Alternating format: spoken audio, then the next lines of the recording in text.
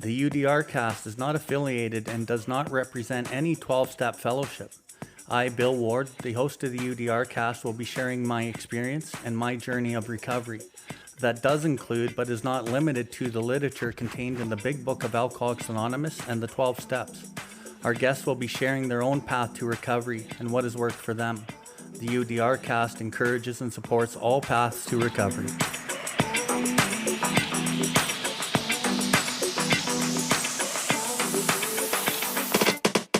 Welcome everybody to the Theudrcast. UDR stands for Uncover, Discover, and Recover. My name is Bill Ward, and I'm coming to you from the recovery capital of Canada, Calgary, Alberta. Here we are going to discuss everything recovery, different perspectives, different experiences, both with the people I know and with others from around the world. If you resonate with anything you've heard on this episode today, we ask that you share it with anyone who you think may benefit from it. If you have any questions or comments, please find us at BILLWARDLIFE and send us a message in the info section. We'll get back to you as soon as we can. If you are interested in more recovery content, you can find the buttons for the YouTube channel and other social media outlets on the homepage, and you will be redirected to those platforms. We can recover, one person, one family, one community at a time.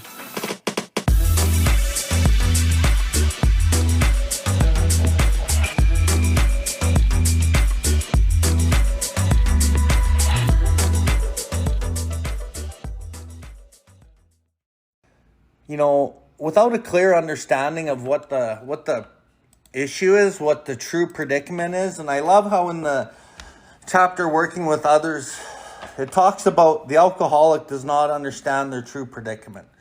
You know, most newcomers do not understand their true predicament. They don't understand the illness. You know, you can be sitting in a meeting, you know, a bunch of people in there, and Johnny puts up his hand, he's an alcoholic, and then fucking Mary puts up her hand, she's an alcoholic because she doesn't want to be left out, right?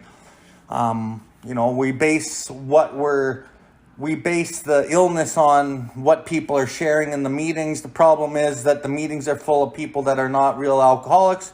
There's a lot of people there for social enjoyment. They might fucking, you know, had a bad night, and fucking next thing you know, their wife or husband is putting them into some type of a program where they feel so guilty. Next thing you know, they're surrounded by people giving them hugs and validation. And next thing you know, they found their new social club, right? And then you hear these people sharing, and you think that this is what the program is about. And, you know, it's actually killing a lot of people, and it's really too bad.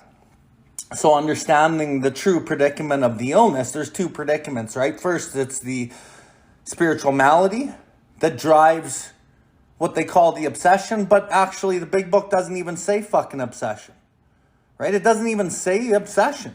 It says mental blank spot. It says peculiar mental twist. It says insane trivial excuse.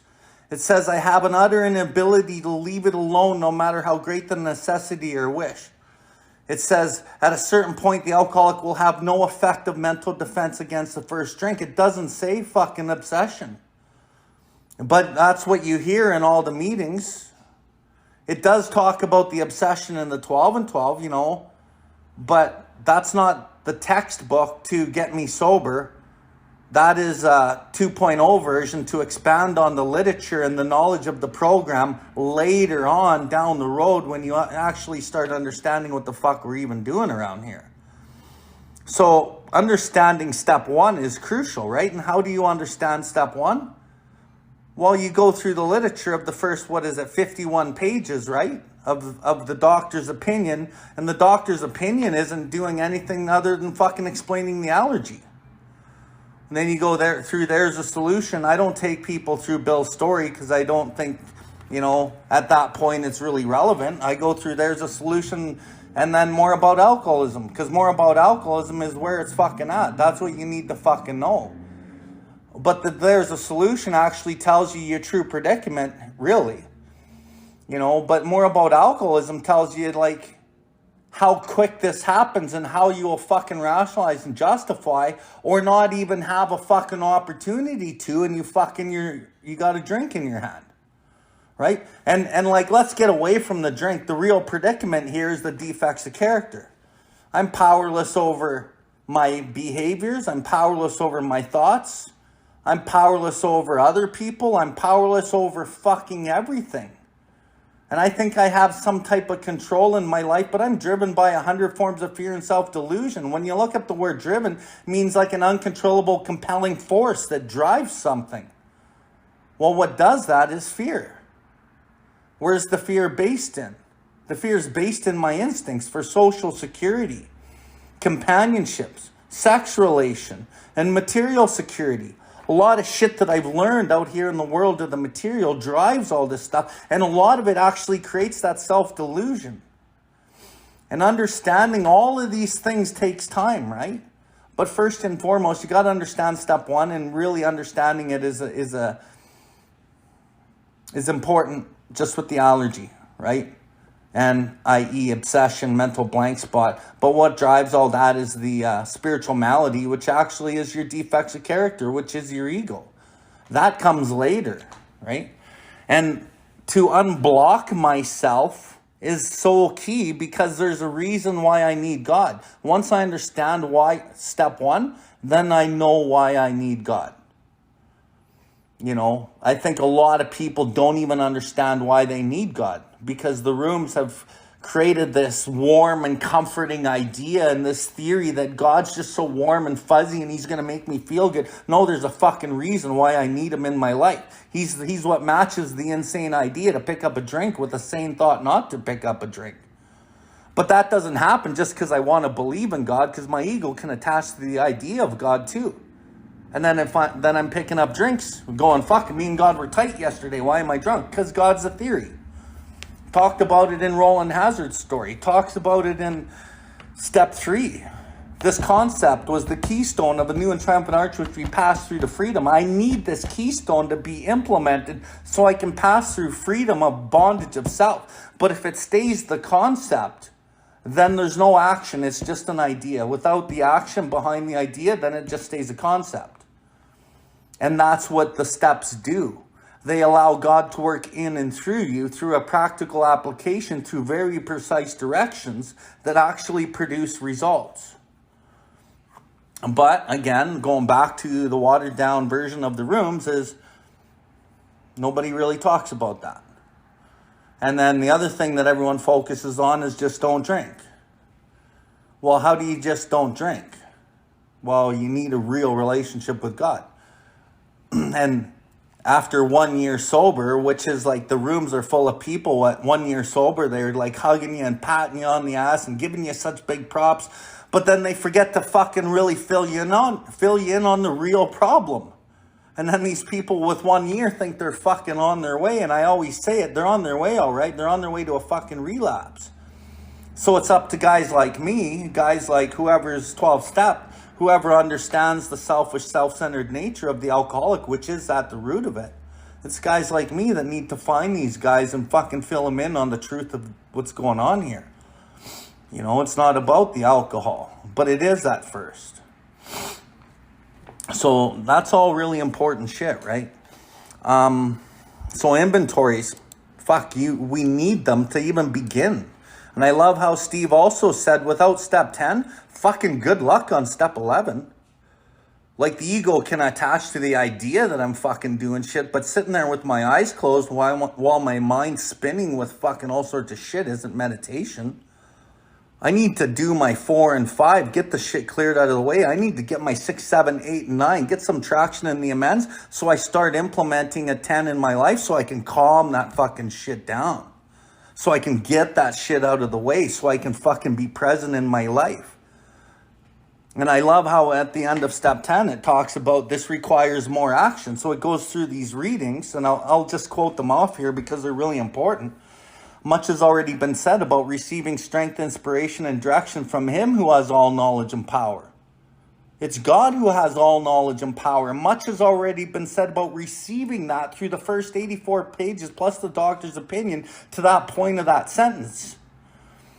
God's the one, man. And if you have followed directions carefully, you will felt the flow of his spirit into you. To some extent, you have become God conscious. You have begun to develop this vital sixth sense. But we must go further, and that requires more action. So as I get through that, it requires, I got to go further. And I need more action. And then it says the next step is step 11, which suggests better men, prayer and meditation. Better men than us have been using it constantly. It works when we have the proper attitude and work at it. What's the attitude? The attitude that you get from practicing step 10. The attitude is God. It works when you have the proper attitude, which is God, and you work at it.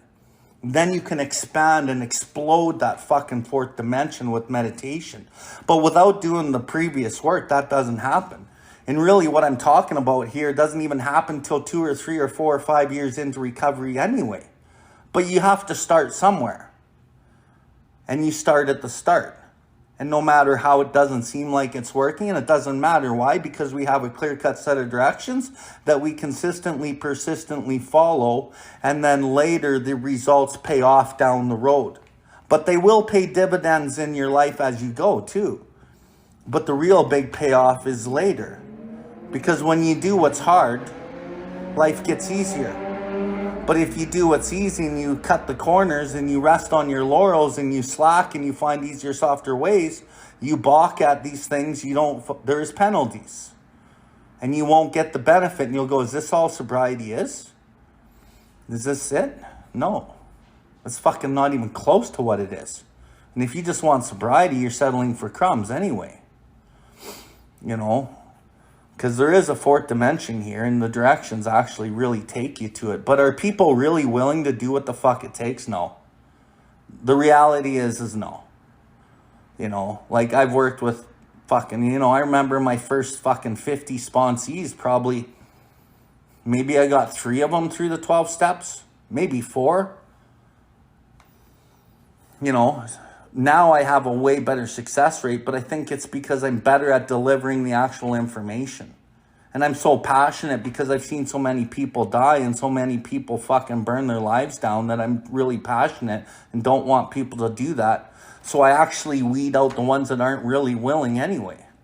So when they come to me, they're usually pretty fucking willing. Not all of them, because subconscious fears and whatever else kind of get the best of them sometimes, right? Pride's a bitch. But at the end of the day, if they're not willing to do the work, then I can't fucking help them anyway. So that's the reality of it, right?